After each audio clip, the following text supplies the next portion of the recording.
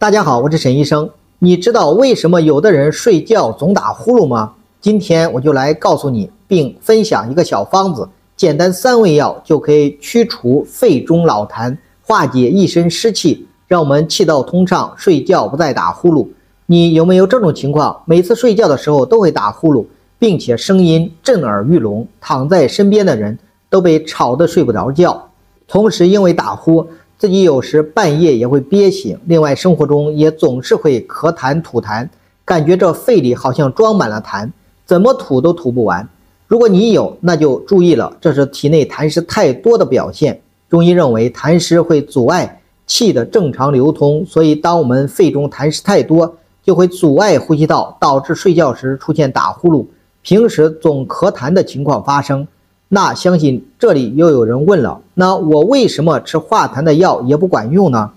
那是因为痰并不是肺生成的。中医有句话叫做脾为生痰之源，肺为储痰之器，意思也就是说痰湿是脾生成的，肺只是一个负责储存痰的容器。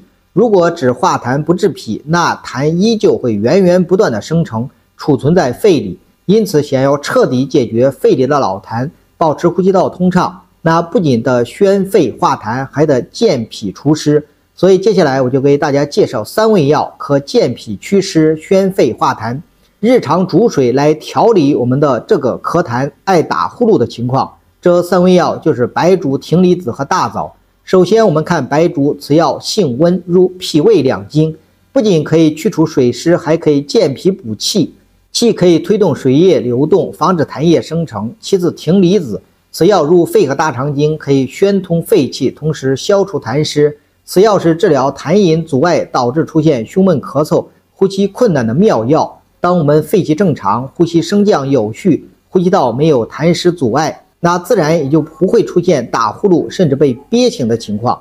最后一味大枣，此药经常跟葶离子配伍治疗打呼，因为葶离子清肺泻肺的功能强大，所以再配上大枣，防止伤到我们的正气。